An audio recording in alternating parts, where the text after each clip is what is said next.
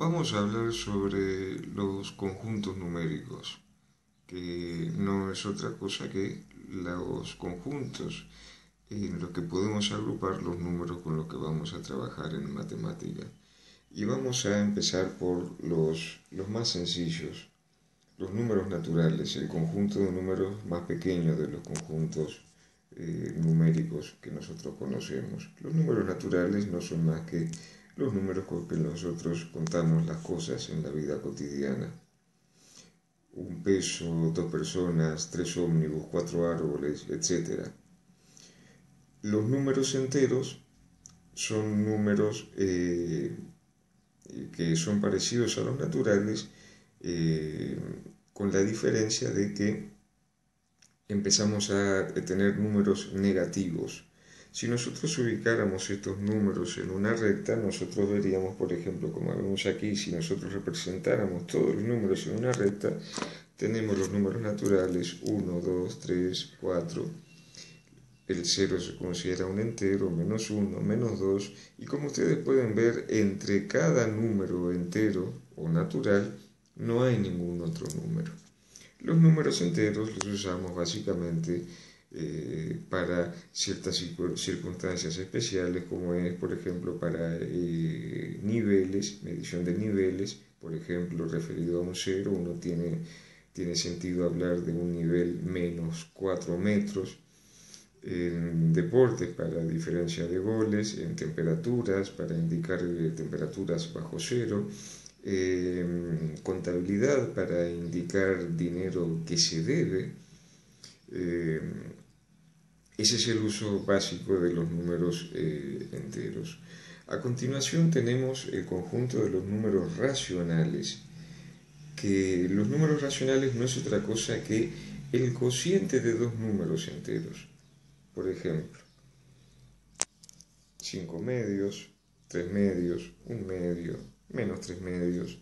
Acá usé simplemente por comodidad denominador 2, pero puede ser el cociente de cualquier par de números enteros.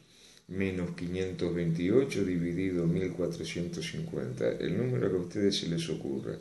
Esos son los números racionales, o como nosotros decimos de una forma más coloquial, una denominación más vulgar, las fracciones o los números decimales. Estos números empiezan a completar la recta. Acá no los dibujo porque evidentemente una recta tiene infinitos puntos y yo siempre voy a poder encontrar entre dos números racionales un número en el medio. Basta con considerar números lo suficientemente grandes como para conseguir eso. Puede resultar un poco abstracto, pero imagínense, como les decía, quiero poner énfasis en el concepto de que un número racional es un cociente entre dos números enteros. Y como ustedes saben, los números son infinitos. Imagínense el número que a usted se les ocurra, dos números divididos, el número más grande que ustedes quieran pensar o el número más chico. Bueno, ese cociente de números va a formar un número racional. Pero, aunque a ustedes les parezca mentira, ni aun considerando los números racionales, el cociente de números enteros que me dé cualquier número racional, los números reales son números tales que, y presten atención a esto, no existe cociente de números enteros tal que me dé un número real.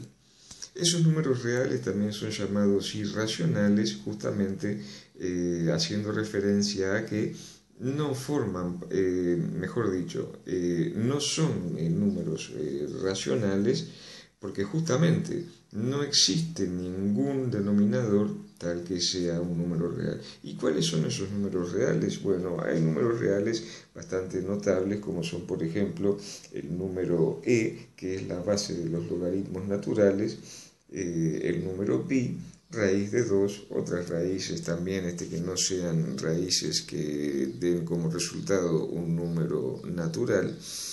Esos números son números reales. No existe ningún cociente de números enteros cuyo resultado sea exactamente igual a raíz de 2. Evidentemente ustedes podrán decir, bueno, pero si yo trabajara con 5 lugares después de la coma, bueno, evidentemente que eso sí sería posible, pero el tema es que raíz de 2 no es 1,4142. Raíz de 2 es un número que tiene una infinita cantidad de dígitos después de la coma y no existen, como decía, dos números enteros cuyo cociente dé ni raíz de 2, ni e, ni pi, ni cualquier otro número real. Este conjunto de números reales, como ustedes pueden ver acá, este conjunto de números reales abarca a los naturales, los enteros y los racionales. A mí me gusta siempre usar una analogía para comprender qué significa esta inclusión de cada conjunto dentro de otro. O sea, los reales incluyen a los racionales, enteros y los naturales. Los racionales incluyen a los enteros y los naturales. Los enteros incluyen a los naturales. Yo siempre uso esta analogía. Todo montevideano es uruguayo, pero no todo uruguayo es montevideano. Nosotros podríamos decir, todo natural, todo número natural es un número real, pero no todo número real es un natural. Por ejemplo, raíz de 2 es real, pero no es natural. 3/5 es racional, por lo tanto es real, pero 3/5 no es ni entero ni natural. -5 es entero, -5 es racional, -5 es real, pero -5 no es un número natural. ¿Sí? Y por último, dejo para el último los números complejos, que son los números que tienen un uso más restringido en la matemática. Se usa sobre todo para ciertas técnicas, sobre todo en el campo de la electricidad. Se llaman complejos o imaginarios. Son números para los que la representación en una recta no alcanza. Precisan 2 rectas para ser representados. Por lo tanto, un número complejo va a estar determinado por su parte real y su parte imaginaria. Hay una unidad específica para esto lo vamos a ver más adelante, pero quiero detenerme otra vez en el conjunto de los números reales. ¿Por qué estos números son tan importantes? ¿Por qué quiero hacer esta aclaración? Porque todas las funciones con las que nosotros nos vamos a manejar en estos 2 módulos son funciones con dominio en el conjunto de los reales, dominio e imagen en el conjunto de los reales. Cuando veamos en particular el tema de funciones, vamos a ver exactamente con más precisión qué quiere decir eso, pero quería darles esta información de antemano como para ir refrescando algunos conceptos preliminares que son importantes para encarar este curso.